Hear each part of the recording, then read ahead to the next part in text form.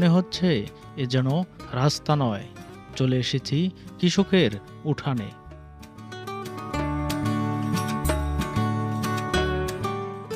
কৃষকের উৎসব মুখর ব্যস্ততা, আর সেই সাথে নীল আকাশে সাদা তুলোর মতো ভেসে বেড়ানো মেঘের দল।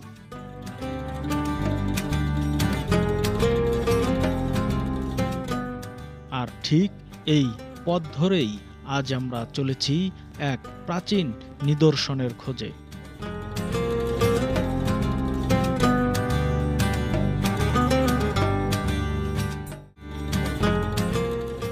ধারণা করা হয় মসজিদটির বয়স ৫০০ বছরেরও বেশি।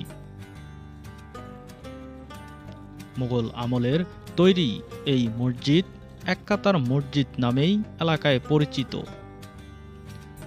মসজিদটির ভেতরে নামাজের জন্য একটিমাত্র কাতার হয়, ১৩ থেকে ১৪ জনের বেশি কেউ একসঙ্গে জামাতে নামাজ আদায় করতে পারে না। মুঘল আমলের এই মসজিদ তৈরিতে ব্যবহার করা হয়েছিল ইট ও চুন-সুরকি। এখনো দেয়ালে হাতুড়ি দিয়ে আঘাত করলে আগুনের ফুলকির মতো বের হয়। মসজিদটির বাম পাশে একটি প্রাচীন কবর রয়েছে। ধারণা করা হয় যে ব্যক্তি মসজিদটি নির্মাণ করেছেন এটি তারই কবর, যার দেয়ালে প্রতিটি অংশে দেখা যায় প্রাচীন কারুকাজ।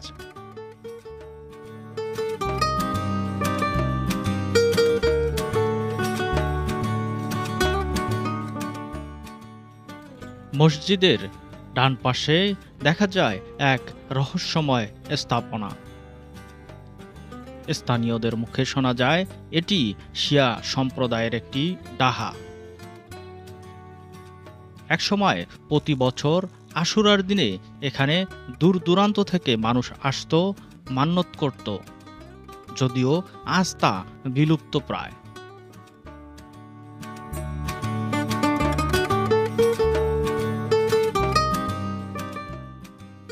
৪০০ বছর বা তারও আগের তৈরি এই চুন-সুরকির নকশাগুলোয় হাত বুলিয়ে মনে এক অন্যরকম অনুভূতি হলো।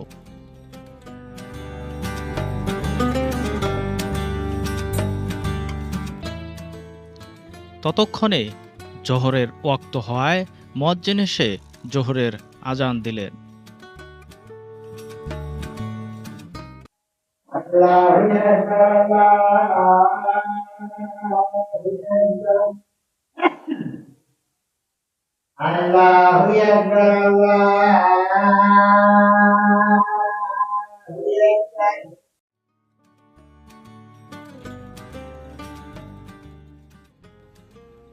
ভিতরের পরিবেশ অত্যন্ত শান্ত ও পবিত্র। ৩টি গম্বুজ এবং এক কাতার নামাজের ব্যবস্থা। এখানেই হয়তো এই মসজিদের নামের উৎপত্তি।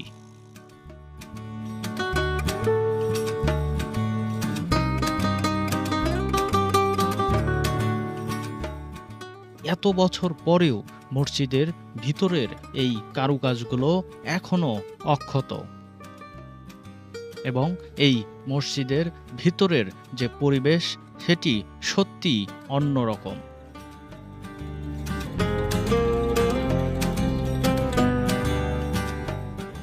মসজিদের পেছনের দিকেও আছে একই রকম নীরবতা। সময়ের সঙ্গে সঙ্গে মসজিদটি তার চেহারা হারিয়েছে অনেকখানি, তবে ইতিহাস এখনো বুকে জড়িয়ে দাঁড়িয়ে আছে এই ঐতিহাসিক ধর্মীয় স্থান। এই পাথরগুলো হয়তো সে সময়কার, যেগুলোর গায়ে এখনো লেগে আছে সময়ের ছাপ। এই এক কাতারের মসজিদ শুধু একটি ধর্মীয় স্থান নয়, এটি আমাদের ইতিহাসের একটি অমূল্য দলিল।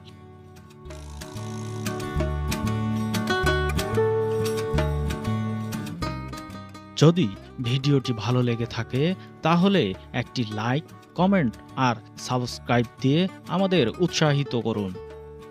দেখা হবে পরের কোনো ভিডিওতে। সে পর্যন্ত ভালো থাকবেন। আল্লাহ হাফেজ।